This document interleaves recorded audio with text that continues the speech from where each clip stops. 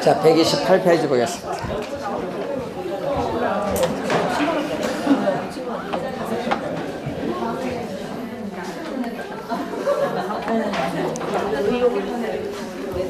자, 128페이지 보시면은 도시 내부 구조 이론입니다. 자, 시험 문제 또 우리가 출제가 예상되는 부분이죠. 자, 이 도시가 어떻게 형성 발전되어 왔는가, 이 도시 행태학적인 측면에서 분석한 이론이죠.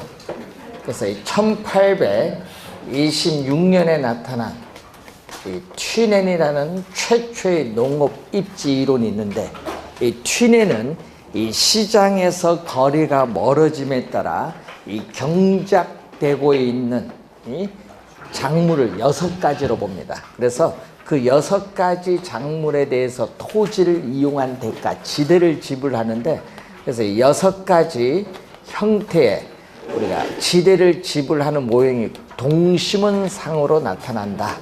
그래서 동심원 형태의 지대 모형이 돼요.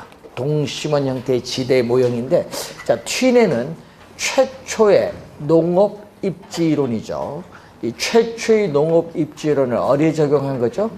도시, 토지, 공간에 적용을 했죠. 그래서 튀넨의 이론을 응용을 해서 도시, 토지, 공간에 적용해서 몇 년도에 나왔냐면 거의 100년 정도 지났습니다. 이 1925년에 이 미국의 시카고라는 이 도시를 대상으로 나타난 버제스입니다. 자, 이 버제스라는 학자는요, 미국 시카고 대학의 도시사회 학자를 말하는데, 이 버제스는 실증적으로 분석을 해서 뭐를 만드냐면 동심원, 우리가 지대 모형을 만들죠. 동심원 지대 모형. 자, 이 동심원 지대 모형입니다. 그래서 이 이상적인 형태의 모형이라고 우리 얘기를 많이 하는데, 그래서 동심원 지대 모형에서 최초다 보니까 순서를 꼭 기억해야 되는데, 처음에는 어디서? 중심인 핵심이죠. 이 CBD, 약으로 썼습니다. 중심 업무 지구라고 합니다. 그래서 우리는 도시에 있어서의 사회, 경제, 문화의 이 중추적인 역할을 하고 있는 핵심인데, 이 핵심에서 적응을 하지 못해서 이 어떻게 밀려나서 우리는 점이 지대를 형성하죠. 그래서 시험 문제 작년에도 출제했지만은 벌써 3번 출제했어요. 점이지대. 몇 번째 동심은? 2번째. 이거 꼭 기억해야겠죠. 퇴폐, 슬럼 지구를 형성하는 점이지대. 이 점이지대를 지나면은 공장에 저소득 근로자들이 거주하는 저소득 주택지역. 그리고 4번째는 중상층 이상의 고소득층이 거주하는 고소득 주택지역.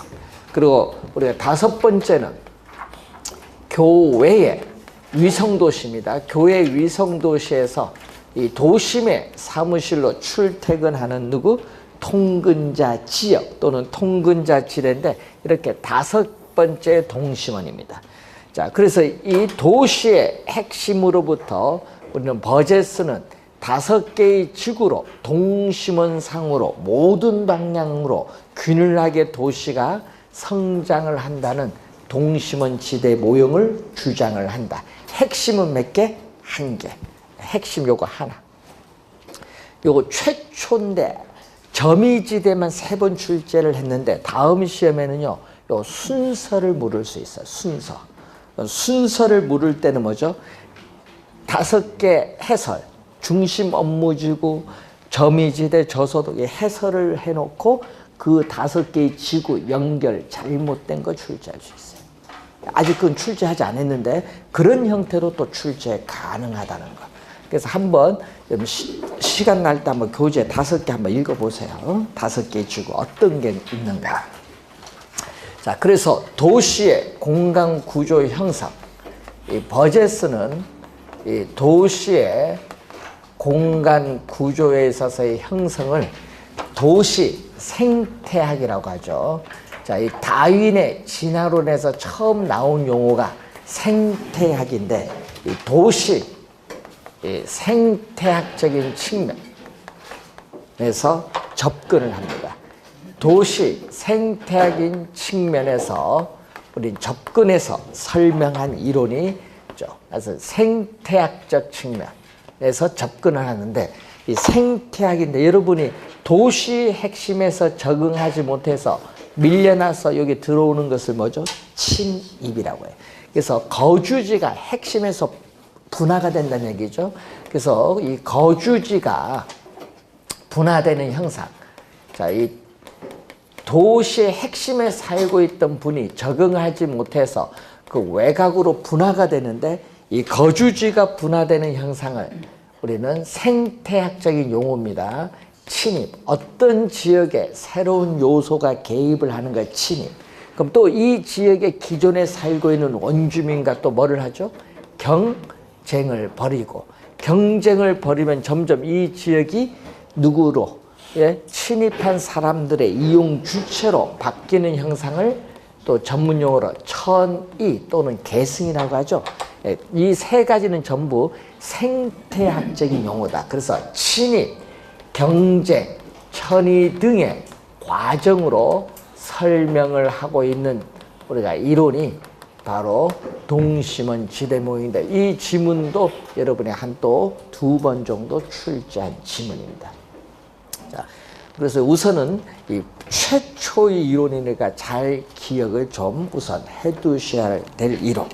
그래서 최초는 상당히 중요합니다. 자, 그러면은 이 동심원은 핵심이 하나인데 이 원을 변형을 하죠. 그래서 이 동심원은 문제점이 있어요.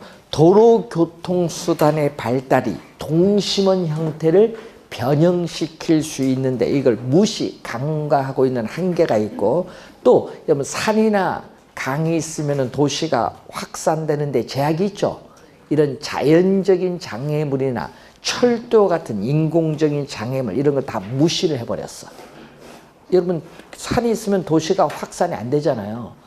그런 걸 무시했다는 한계를 가져요. 우리가 왜냐? 시카고는 산이 없거든. 그러니까 근데 그게 이제 모든 도시에 일반적으로 적용하기 어려운 거예요. 그래서 하나의 도시만을 대상으로 했기 때문에 도시 내부 구조의 일반화가 되기에는 결여된다는 한계를 가지고 있다. 하나만 분석했으니까. 자, 그러면은 이 원을 변형해서 하나만 분석해서 문제가 있으니까 이번 하나의 도시가 아니라 몇 개죠? 142개의 미국의 도시를 대상으로 이 상세한 주택 임대 자료를 수집을 해서 우리가 분석해서 나타난 이론이죠. 그래서 언제 나타나냐면 1939년. 그러면 순서를 잘 봐야 돼. 버제스가 먼저, 그다음에 호이트는 몇 번째? 2번째. 순서를 물을 수도 있거든요. 그래서 호이트의 우리는 선형 이론이라고도 하고 또는 우리가 축 이론 또는 부문 이론이라고 부문 이 섹터라는 영어 단어를 번역한 겁니다. 이 부문 이론. 섹터를 번역했다. 부문. 자, 도시의 핵심은 또 요거 뭐죠? 하나. 자, 여러분 여기도 도시의 핵심은 요거 하나인데 여기도 도시의 핵심은 하나. 그래서 두 이론은 핵심이 하나인 단핵 도시. 단핵. 근데 핵심은 이 하나인데 우리는 호이트는 동질적인 토지 이용이 도시의 핵심에서 출발을 해요. 그래서 우리는 교통의 축을 따라 이렇게 도심에서 방사가 된다는 거죠. 방사가 되는데 이 모양이 무슨 모양을 띠고 있다? 이렇게 부채꼴 모양을 띠고 있는 그러한 내용입니다. 그래서 교통의 축을 따라서 도시가 방사되면서 성장하기 때문에 뭐죠? 축 이론이라고 하고 또 여기 하나의 섹터, 부문이라고 해서 또 부문 이론이라고 합니다. 자, 그러면은 이 고속교통망 축, 여러분 이 고속교통망 축 가까이에는 지가가 비싸기 때문에 높은 가격을 지불할 수 있는 누가 차지하죠? 고소득층이 차지해서 뭐를 형성하죠? 고급 주택 지역을 형성합니다. 그럼 고급 주택 지역을 형성을 하게 되면은 고급 주택 지역 좌우는 어떻게 돼요? 우리는 중급 주택 지역이 형성돼요. 당연히 고급 주택 지역보다 집값이 싼 좌우는 중급 주택 지역이 형성되고, 또 저소득층은 고소득층과 이해가 상반되기 때문에 고급 주택 지역 반대편에 주로 입지하는 경향이 있다는 겁니다. 호이트가 분석한 이론 이걸 봤더니, 자, 그래서 호이트는 뭐죠? 동질적인 이용이 도심에서 시작이 되는데 뭐를 따라서 교통의 축 또는 교통망, 그래서 시험 문제에 교통망이 우리가 꼭 나오죠. 교통망. 자, 모의고사 맞췄어요? 교통망이 꼭 뜨는데, 교통망이 나오면 누구 이론? 호이트. 모의고사 출제를 했어요.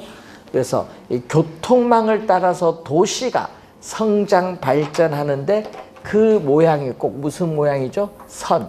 선은 부채꼴 선자입니다. 우리 한자로 부채꼴입니다. 선은. 그리고 형은 모양형자죠. 그래서 부채꼴 모양, 이것을 뭐라고 하죠? 우리는 웨지라고 하는데, 웨지를 또 쐐기 형태의 모양이라고 해요. 쐐기 형태의 모양. 그래서 쐐기 형태의 모양, 부채꼴 모양, 쐐기 형태의 모양을 가지고 도시가 성장 발전한다는 이론을 전개시킨 학자가 호이트. 여러분, 요 용어가 또 2번 정도 또 출제를 했습니다. 하여튼 교통망 용어 나오면은 묻지 말고 답은 뭐다? 호이트. 그래도 틀려요. 왜 틀리냐? 학자가 왔다 갔다 하시거든. 네. 교통망은 들었는데 누구 이론인지 모르는 거죠. 시험장에 가서는 헷갈리면 안 돼요. 지금은 헷갈려도 되는데. 자, 우선은 교통망이란 걸 꼭 기억해 두시고, 그래서 우리는 이 호이트 이론은요, 높은 주택 가격을 지불할 수 있는 고소득층에 있어서의 주거지에 대한 입지를 선택할 수 있는 능력이 이 도시에 있어서의 주거 공간을 결정하는 중요한 관건이라고 주장한 학자가 호이트가 됩니다. 호이트.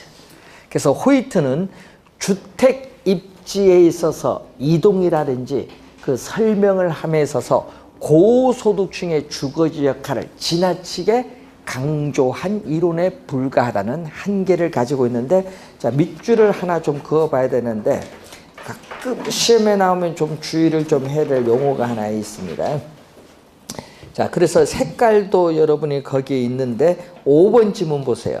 도시가 자연적 장애물인 산이나 강, 하천, 이 인공적 장애물, 우리 철도 이런 것이 적은 방향으로, 그러니까 여러분 그런 쪽 많은 쪽은 도시가 확산이 안 되니까 적은 방향으로 도시가 부정형은 뭐죠?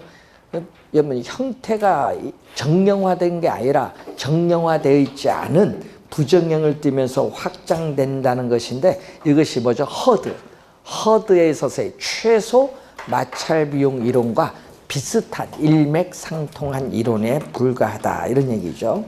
자, 5번 하나 체크를 해두고요. 우리 출제위원인 조주영 교수 교재에 나온 지문입니다.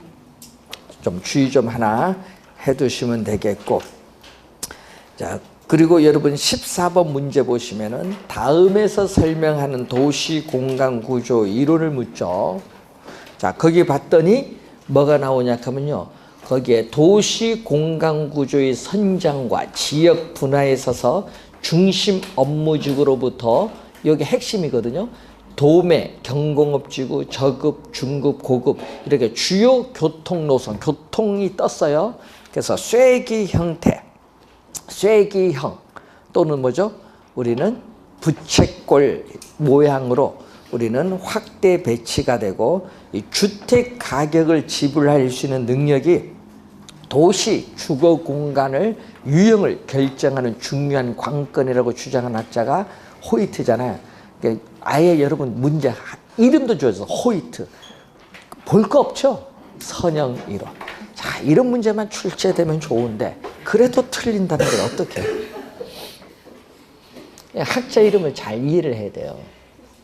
자, 그리고 작년에 정답을 물었던 또 다핵심 이론. 자, 여러분이 동심원 이론을 뭐 한다? 동심원 이론을 보완하고 또 동심원 이론과 선형 이론 두 이론의 장점을 뭐 한다? 결합을 한 이론이죠. 장점을 결합한 이론 나온 게 1945년에 나타난 누구 이론? 맥켄지라는 학자가 주창을 하고요. 그 뒤에 해리스와 울만이라는 두 학자가 공동 연구를 통해서 나타난 이론이 다 핵심 이론. 근데 위에 두 이론은 뭐죠? 두 이론. 동심원 모형 이론과 선형 이론 두 이론은 핵심이 하나인 무슨 이론? 단핵. 핵심이 하나인 게 단핵이죠. 단핵. 그렇지만 요거는 핵심이 여러 개. 다핵심 이론. 그래서 토지 이용의 패턴 유형이 하나의 중심지 핵심이 아니라 이 도시의 이 핵심의 기능이 전문화가 되면서 분화가 돼요. 분화가 돼서 도심도 있고 부도심도 나타나는 거예요. 그래서 우리는 핵심이 몇 개 생긴다? 여러 개. 그럼 도심에서 바로 옆에 부도심이 생긴 것이 아니라 일정한 어떤 공간을 떨어져서 뭐가 부도심이 생기잖아요. 그래서 분산되는 또는 이산되는 또 여러 개의 중심지가 나타나는 겁니다. 그게 부도심이죠. 그래서 대도시나 거대 도시 설명에 적합한 이론이죠. 그래서 여러분이 다핵심 이론은 핵심이 여러 개라는 걸 기억해 두고 또 시험에 많이 나오는 이론이죠. 다핵심을 발생 또는 성립시키는 요인이 뭐냐? 이 네 가지가 지금 나오죠. 우선은 어떤 활동에는 특정의 시설이 또는 특정의 위치가 요구됨으로써 다핵이 형성되고 또 도심에서는 지대가 높기 때문에 높은 지대를 지불하기가 어려운 업종은 도시 외곽에 입지함으로써 다핵이 형성되죠. 뭐의 차이가 있죠? 지대를 지불할 수 있는 능력의 차이가 있고 시험 문제는 요 두 가지를 많이 출제를 하죠. 우선 같은 업종, 동종의 활동에 있어서는 뭐를 상호 모여야 돼. 집합하여 이익을 추구를 해야 되기 때문에 모이는 걸 먼저 집적이라고 하죠. 집적 지향성을 추구를 하게 되고 서로 다른 업종, 이종이죠. 서로 다른 업종의 활동에서는 이해가 상반되기 때문에 같은 도시 지역 내에 입지하기가 곤란해요. 그러니까 입지적으로 양립하기가 어렵죠. 입지적 비양립성이 나타난다. 디귿, 니을, 집적 지향성 그리고 입지적 비양립성 요 두 가지를 시험 지문에 많이 출제를 합니다. 좀 주의해 두셔야 될 부분이죠. 그래서 여러분 출제위원 교재에는 요 세 가지 이론밖에 없어요. 그래서 지금까지 다 이 세 이론만 내요. 요것 위에 뒤에 발전된 이론도 있는데 거기는 출제를 안 해요. 왜? 자기 교재 없으니까. 세 이론만 공부하시면 됩니다. 자, 133페이지로 갑니다. 지대 이론도 또 한 문제 또 출제를 하는데 또 학자들의 견해가 출제를 하죠. 작년에도 학자 몇 명 나왔어요? 4명 냈거든요. 우리 공부는 6명은 기본 알아야 돼요. 네. 자, 우선은 1776년부터 시작해서 1800, 약 70년에 이르는 거의 이 100년간의 이 시대를 우리는 어떤 시대? 고전학파라고 해요. 고전학파. 영국을 중심으로 한 고전학파의 시대. 거의 100년간의 우리가 시대를 얘기하는데 이때 고전학파의 경제학자들은 토지도 있고 자본도 있고 노동도 있거든요. 자, 이때 토지는 어떻게 그래요? 고전 학파의 경제학자들은 자연적으로 주어져 있는 물건이에요. 자, 여러분이 인간의 노동의 힘에 의해서 생산된 물건이 아니라 신이 인간에게 부여해준 최상의 선물로서 자연적으로 주어져 있는 물건이라고 해요. 그래서 이 자연물인 토지는 사용하여도 뭐다? 소모가 된다, 안 된다? 안 되죠. 그래서 인간의 힘이 작용하지 않고 자연적으로 주어져 있는 물건이니까 인공적인 힘이 작용하지 않는다.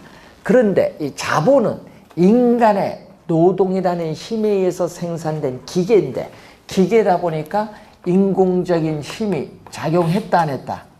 했죠. 그래서 이 기계는 사용에 따라 소모가 또 돼요. 그래서 우리는 고전학파는 토지와 자본을 이런 측면에서 구별한다. 그래서 토지와 자본을 구별을 해서 이론을 전개시킵니다. 그래서 여러분이 우리가 저번 주 나누던 프린트 지대이론 문제 정답이 바로 이것이 정답이야. 2번에 토지와 자본을 어떻게 돼? 하여 고찰한데 구별하지 않았으며 출제했거든요. 저번 주 나눠드린 프린트에 문제 보면 2번이 정답입니다. 요걸 보는 거예요, 요거. 자, 그러면 토지, 자본, 노동을 투입을 해서 발생한 또 뭐가 있죠? 총생산이 있어요.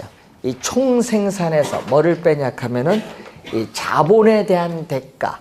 여러분, 자본에 대한 대가, 노동에 대한 대가를 지불합니다. 이 대가를 지불하고 남은 것은 뭐에 대한 게 남죠? 토지에 대한 게 남죠. 이 남은 나머지를 잉여죠. 남는 잉여. 남은 잉여를 뭐에 지불하는 거야? 토지에 대한 대가로서 지대로 지불하는 거야. 그래서 지대는 무슨 성격? 잉여의 성격을 가진데, 잉여의 성격인데 자연물인 토지에 대한 대가로 줘요. 그러니까 어떻게 돼? 인간의 노동이 투입 안 했잖아요. 인간의 노동이라는 힘이 투입이 안 했어요. 그래서 인간의 노력에 의해서 발생한 잉여가 아니기 때문에 뭐다? 불로소득. 인간의 노력에 의하지 않고 우린 자연물로 주어진 소득이다. 그래서 불로소득. 인간의 노력에 의하지 않고 나타난 소득이다. 그래서 뭘로 간주한다? 불로소득으로 간주한다. 그래서 고전학파의 경제학자들은 지대는 잉여의 성격으로 보고 불로소득으로 간주해요. 그래서 이 불로소득을 우리는 고전학파의 경제학자들은 세금을 통해서 적극적으로 우리는 환수를 해야 된다고 주장을 하기 때문에 소득 분배에 중점을 두고 토지의 부증성, 유한하잖아요. 토지의 자연적 특성을 강조하면서 이 지대는, 자, 이 지대는 시장에서 거래되는 생산물, 그때 당시는 농산물인데 이 생산물 가격에 의해서 결정되어진다. 자, 지대는 생산물 가격에 의해서 결정되어진 결과이지 생산물 가격에 영향을 미치는 요인이 우리는 될 수는 없다는 거. 기억해 두시고, 그러면 이 지문이 또 자주 나오는데 왜 자주 나오냐? 고전학파의 경제학자의 대표적인 학자가 누구다? 데이비드 리카도. 그럼 리카도는 지대를 뭘로 본다? 리카도는 지대를 잉여로 볼까요? 생산 비용으로 볼까요? 잉여죠. 그래서 여러분 23회인가 요걸 생산비로 출제했어. 리카도는 지대는 뭐가 잉여가 아니라 생산비다 출제한 거예요. 리카도는 생산비가 아니라 뭐죠? 잉여로 본다. 고전학파의 대표적인 학자. 그래서 리카도는 또 지대는 뭐에서? 생산물 가격에 의해서 결정된다. 그게 유명한 리카도의 논쟁입니다. 논쟁의 결과 리카도가 승리했습니다. 그래서 리카도에 나온 이론이 차액 지대에서. 자, 여러분들이 우리 공부할 때 보면요, 여러분들이 제일 어려워하는 게 요거대요. 항상 사람과 요게 매치가 안 되는 거야. 이게 자주 보셔야 돼. 그래서 작년 시험에 니카도가 보기 지문 박스에 4개 나왔는데 거기에 니카도 이론이 2개 나왔어요. 지문이. 그 중에 하나가 요걸 출제했거든요. 토지에 있어서 영국입니다. 니카도는 영국에 있어서 농업용 토지의 뭐의 차이? 비옥도. 이런 비옥도가 좋은가 나쁜가에 따라서 수학량이 달라지니까 이 토지의 비옥도의 차이를 보는 거죠. 그래서 주의해야 될 것은 이 니카도는 우리는 비옥도 자체, 비옥도, 농업용 토지의 비옥도 자체가 아닌 뭐에만? 비옥도의 차이에만 중점을 뒀다. 비옥도가 여러분 두 농업용 토지의 비옥도가 동일할 수 있죠. 근데 그런 걸 신경 안 쓰고 뭐만? 비옥도 차이에만 중점해. 비옥도 자체가 아닌 비옥도의 차이만 중점을 두는 한계를 가져요. 그래서 이 비옥도의 차이에 따라서 농업용 토지의 단위 면적은 1제곱미터인데 이 단위 면적당 수확량이 또 차이가 있어. 단위 면적당 수확량을 또 전문용어로 뭐라고 하죠? 단위 면적당 수확량, 생산성에 또 뭐가 발생? 차이가 발생한다. 단위 면적당 수확량, 이 생산성의 차이가 결국은 또 뭐를 가져오냐면 지대의 차이를 가져온다. 그럼 작년 시험에 바로 요거 출제했죠. 요거. 작년에는 비옥도의 차이를 말로 바꿨어. 뭘로 바꾼 줄 아세요? 질적인 차이로 바꾸니까 또 한 번도 안 봤다 해서 또 틀리신 분이 있어. 아니 토지의 비옥도가 토지의 양적인 차이 아니잖아요. 질적인 차이지. 토지의 특징이잖아요. 그 질적인 측면에서의 비옥도의 차이가 지대의 차이를 가져온다. 니카도 이론. 작년에 출제했습니다. 누구? 매치를 시켜야 되죠. 자, 이게 핵심이잖아요. 니카도는. 그리고 또 시험에 많이 나온 게 있죠. 또 시험에 많이 나오는 용어. 또 지대를 발생시키는 원인이 뭐냐. 자, 니카도는 지대를 발생시키는 원인을 크게 2가지로 보는데 우선은 영국에서 농업용 토지의 비옥도가 좋은 토지는 무한히 존재하는 것이 아니라 한정되어 있다. 그래서 비옥한 토지가 무한히 존재하는 것이 아니다. 이 비옥한 토지가 뭐다? 한정되어 있다는 거. 비옥한 토지가 한정되어 있다는 뭐죠? 희소성이 나타난다. 희소성. 이 비옥한 토지가 한정되어 있다는 희소성. 그리고 우리는 단위 면적 토지에 한 사람, 2사람 이렇게 노동력을 투입을 하면은 처음에는 총 생산량은 증가하지만은 어느 정도 노동력이 투입이 되면 더 이상 어떻게 돼요? 총 생산량의 증가분이 점점 줄어드는 현상이 나타나요. 그러니까 조그만 토지에 사람이 너무 많다는 얘기죠. 그래서 그걸 뭐라고 하죠? 총 생산량의 증가분이 줄어드는 현상을 우리는 수학 체감의 법칙이라고 해요. 이 수학 체감의 법칙이 뭐 하고 있다? 작용하고 있다. 이 2가지 지대를 발생시키는 원인 또 시험에 또 자주 또 출제를 하는 부분입니다. 자, 그럼 토지의 비옥도가 높은 토지를 뭐라고 하죠? 토지의 비옥도가 높은 토지를 우둥지, 우둥지에서의 단위 면적당 수확량, 생산성이 있을 거고 토지의 비옥도가 낮은 토지를 열등지라고 해요. 열등지. 열등지 앞에 최를 붙여. 가장 최자. 예? 그래서 가장 열등지다. 그러니까 열등지는 비옥도가 낮은 토지인데 그 비옥도가 어떻게 돼요? 가장 낮다는 얘기예요. 그래서 결국은 이 최열등지를 우린 다른 용어로 뭐라고 쓰냐면 한계지란 말을 써요. 한계지. 그래서 이것을 우리는 토지에 있어서의 생산성. 자, 영국에서의 경작되고 있는 농업용 토지 중에서도 생산성이 가장 낮은 토지다. 최열등지의 한계지는 가장 낮은 토지를 최열등지인 한계지인데, 그래서 이 한계지인 최열등지에서는 생산성이 가장 낮기 때문에 시장에서 거래되는 생산물 가격과 생산비는 서로 어떻게 생산성이 가장 낮기 때문에 여기에 서로 뭐다? 같다는 거죠. 자, 그래서 이 최열등지 이걸 기준합니다. 최열등지는 생산성이 가장 낮은 토지인데, 그래서 생산성이 가장 낮은 토지 이걸 기준해서 이보다 더 높은 비옥도를 가진 우둥지에 대한 이 생산성에 대한 대가를 지대로 지불하자 이렇게 주장한 학자가 니카도. 자, 차액지대 설명 갑니다. 차액지대는 요거죠. 차액, 요 생산성 차액, 요 생산성이 가장 낮잖아요.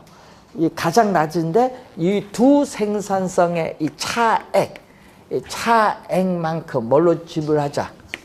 지대로 지불하자. 그래서 차액만큼 지대로 지불하자. 그래서 차액 지대설이라는 명칭이 붙었어요. 차액 지대설 개념입니다.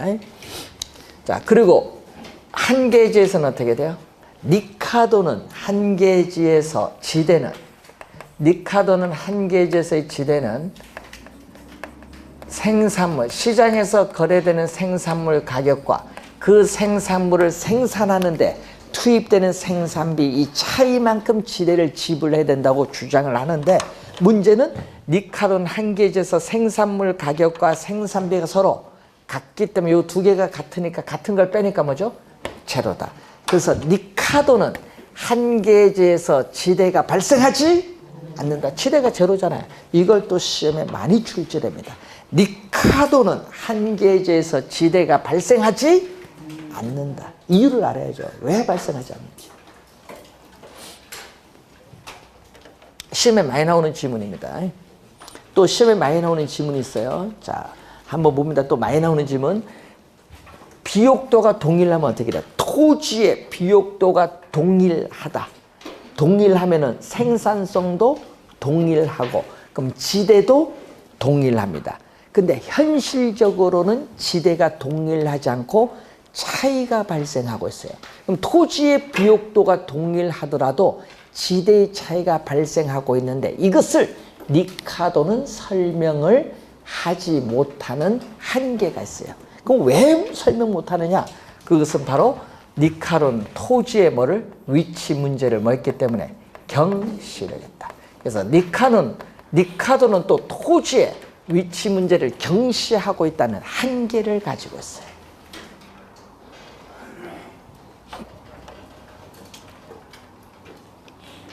니카도가 시험에 진짜 많이 내거든요. 혹시 알아 오늘 또 나올지. 여러분 원래 학자 5명 주고 틀린 이론 찾아라 출제할 수도 있거든요. 2년 전에 출제된 이론이 마르크스. 2년 전엔 답 5초 만에 나왔죠. 네? 마르크스의 뭐죠? 절대지대설. 요걸 우리는 마르크스라고 하죠. 또 마르크스 또는 막스라고 해. 예? 마르크스, 막스. 같은 용어입니다. 예. 영어로 부르느냐 독일어로 부르느냐 그 차이죠. 마르크스, 막스. 자, 절대지대가 나오는데, 자, 여러분이 마르크스는 니카도하고 다릅니다. 토지의 비옥도의 차이에 따르는 생산성의 차이와는 마르크스는 무관하다. 무관하고 뭐에서? 자본주의. 우리 자본주의 사회에서는 토지는 뭐가 됐다? 사유화가 되었다. 이 자본주의 체제 하에서 토지가 사유화됐기 때문에 지대를 발생시키는 원인, 지대를 발생시키는 또 원인을 보면은 요거죠. 토지의 비옥도의 차이에 따르는 생산성 차이와는 무관하고, 토지는 사유화됐기 때문에 우리는 토지 소유 자체, 토지 소유자가 토지 소유한 자체가 지대를 발생시키는 원이다. 소유 자체가 지대를 발생시키는 원이 돼요. 그래서 마르크스는 토지 소유자는 단지 본인이 토지를 소유한다는 그 자체로 인해서 지대가 발생해요. 땅 가지고 있으면 지대가 발생한다 이 얘기예요. 아무리 한 개지 또 한 개지보다 더 낮은 토지라 할지라도 토지 소유자가 달라 요구하면은 지대를 지불해야 돼요. 그렇기 때문에 마르크스는 한 개지에서도 뭐가 발생하죠? 지대가 발생한다. 자, 리카도는 한 개지에서 지대가 발생하지 못하는데 이것을 한 개지에서 지대가 발생한다고 설명한 학자가 누구다? 마르크스다. 그것도 한번 출제 또 했었죠. 정답으로.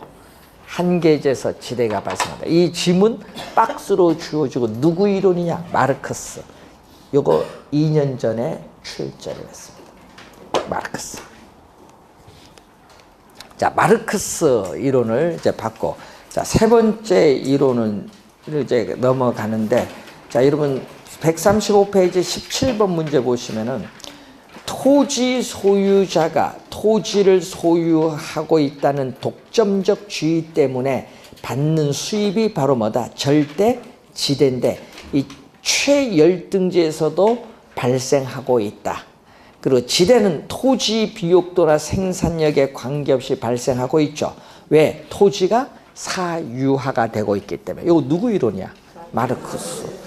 요거 2년 전에 출제했어요. 야, 이런 것만 출제하면 좋지. 바로바로 답이 나오죠. 가끔 이렇게 쉽게도 나와요. 작년에는 지대 이론이 좀 어려웠거든요.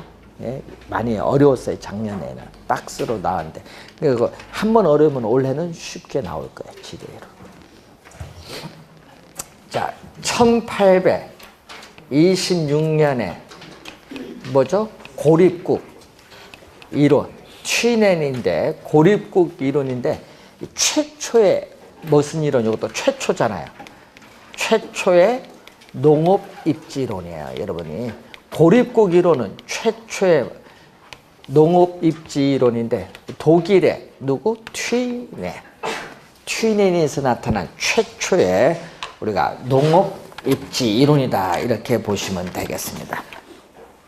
자, 그러면은 이것을 우리는 입지, 교차, 지대설로도 또 출제를 하게 또 하고 또 다른 용어로 또 출제하는데 우리는 취넨은 누구 앞에서 설명한 리카도 이론인데 리카도는 뭐를 경시했죠? 위치 문제를 경시한 걸 보완한 겁니다. 그래서 뭐를 첨가한다? 위치를 첨가를 시켜요. 그래서 지대는 취넨 이론의 핵심 요거죠. 지대는 토지의 비옥도, 토지의 비옥도만이 아닌 취넨은 토지의 비옥도만이 아닌 뭐에 따라? 위치에 따라 지대가 달라진다는 위치, 지대의 개념을 통해서 현대적인 입지 이론의 기초를 제공한 학자가 바로 취넨. 그래서 취넨의 이론을 또 위치 지대설이라고도 합니다. 위치 지대설. 위치 지대의 개념. 그게 또 밑줄 그어야겠죠. 136페이지에 중간 내용의 니은에 위치 지대의 개념이 나오죠. 그래서 그 위치 지대 바로 밑에 뭐겠죠? 비옥도가 동일하더라도 아까 비옥도가 동일하더라도 뭐가? 지대의 차이가 발생한다. 요거 뭐에 따라? 위치에 따라 차이가 있다는 거죠. 이걸 설명한 학자가 누구다? 취넨이다. 그게 또 시험에 많이 나오는 질문이다. 위치지대 바로 밑에 비옥도가 동일하더라도 지대의 차이가 있다. 이걸 설명한 학자가 취넨. 혹시 알아요? 원래 출제할지.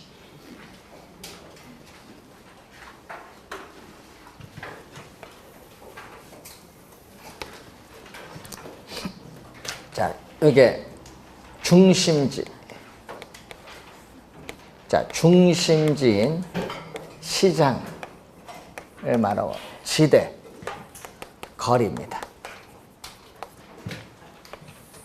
자, 이 지대를 지불할 용의가 있는 곡선, 이 지대 지불 곡선인데 가끔 여러분 교재 보다 보면은 한계 지대 곡선이라고도 나오는데 지금 그림에서 봤더니 오른쪽 밑을 향하는 직선이죠. 우하향하는 선형, 직선의 형태입니다. 자, 이 점을 지나서는 지대는 마이너스로 가면 토지는 이용하지 않는다. 여기까지만 우리는 토지를 이용한다. 그때 이 점을 우리는 제로, 0이다. 제로. 지대가 무슨 상태? 지대가 중심지로부터 이 정도 거리에 떨어지면 지대는 0인 상태에 있는 거리, 0지대 거리라고 하는데 이것을 우리는 한계지. 지대가 0인 상태에 있는 거리를 추인해는 한계지라고 했다. 자, 그럼 요걸 넘어가면은 지대는 마이너스로 가니까 토지 이용을 하지 않는다. 그래서 요 안에만 이용하죠. 자, 농업용 토지가 한계지 안에서 농업용 토지가 중심지인 시장에 가까워지면 가까워질수록 가까워질수록 전략되는 수송비가 지대로 지불해야 된다는 이론을 전개시킨 학자가 추인해. 그래서 수송비의 중요성을 강조한 학자가 바로 누구다? 추인해. 자, 수송비 전략분 그 기억에 어디 나오더라? 거기에 위에서 세 번째 줄 수송비 전략액이 지대에서 파란 글씨로 되어 있습니다. 자, 그럼 시험에 많이 나오는 지문이 있어요. 거기 내용에 거기 기억 보면 여기 나오죠. 중심진 시장으로부터 거리가 멀어질수록 지대는 점점 하락을 하고 반대로 수송비는 뭔다? 증가한다. 요게 시험에 많이 또 출제되는 지문. 시장으로부터 거리가 멀어질수록 지대는 하락하고 반대로 수송비는 증가한다. 그 지문 많이 출제합니다. 자, 그러면 한번 볼까요? 자, A의 농업용 토지가 여러분 A에서 생산해서 시장에 농산물을 운송하면은 한계지에서 생산해서 운송하는 것보다 이 거리에 해당하는 만큼 수송비가 전략돼요. A에서 생산하면 그 수송비 전략 금액이 적다 보니까 지대도 이렇게 낮아요. 근데 B 농업용 토지에서 생산해서 시장에 운송을 하면은 한계지에서 생산해서 운송하는 것보다 이 거리에 해당하는 만큼 수송비가 많이 전략돼요. 많이 전략되다 보니까 지대도 이렇게 높아요. 그러면은 이 한계지 요걸 기준을 했을 때 한계지로부터 농업용 토지가 시장에 가까워지죠? 그럼 이 점을 기준으로 했을 때 A, B 두 농업용 토지의 거리 이 거리의 차이에 따르는 수송비 차이가 뭐를 가져온다? 요 지대의 차이를 가져온다고 주장한 학자가 누구다? 우리는 튀네이다. 그래서 여러분이 리카도는 비옥도의 차이가 지대의 차이를 가져오지만 튀네는 A, B 두 농업용 토지의 거리의 차이에 따르는 뭐가? 수송비의 차이가 뭐를 가져온다? 지대의 차이를 가져오기 때문에 튀넨의 이론을 입지교차 지대설이라고도 한다. 수송비의 차이가 뭐를 가져온다? 지대의 차이. 그림 보면서. 그래서 튀넨은 리카도와 다릅니다. 여러분 시장에서 거래되는 생산물 가격에서 생산물을 생산한 비용을 뺀 요게 바로 뭐죠? 튀넨이 아니죠. 요건 누구? 리카도야. 근데 튀넨은 그 농산물도 시장까지 운송하는 데 드는 수송비 고려해줘. 그러니까 또 뭐를 빼줘야 돼? 그 농산물을 시장까지 운송하는 수송비를 빼야 지대가 된다. 튀넨은 하나 더 첨가시킨다. 요거. 리카도와 다르죠. 그러면 지대는 생산물 가격에서 뭐를 빼죠? 생산비 뺀 요게 바로 요거죠. 이 점을 Y절편 요거야. 여기에다가 뭐를 단위거리 수송비는 단위거리는 1km입니다. 1km당 수송비가 얼마냐? 그럼 1km당 수송비가 10만 원이다. 시장으로부터 10km 거리 있다 얼마? 그러면 1kg당 10만 원인데 10km 거리 있으면 얼마? 100만 원 든다는 얘기예요. 농산물이 시장까지 운송하는데 100만 원 든다 이 얘기입니다. 그래서 요거는 뭐죠? X축. 요거는 뭐죠? Y축. 그리고 요것은 뭐 A라 보면 요거 Y절편 마이너스 요 단위거리당 수송비 이게 바로 기울기 X 1차 함수. 1차 함수는 직선 선형인데 앞에 B가 뭐다? 여기 기울기거든요. 요 값이 지금 뭐다? B 이게 기울기예요. B. 그럼 이 B가 기울기인데 기울기가 낮으면 어떻게 돼요?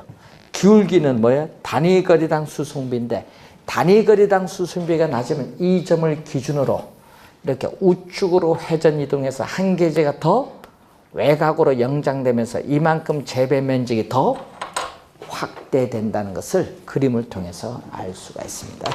자, 취낸 이론의 핵심입니다. 자, 그까지 우선 봤고요. 잠시 쉬고 136페이지 도시 토지 집가 이론 나왔습니다.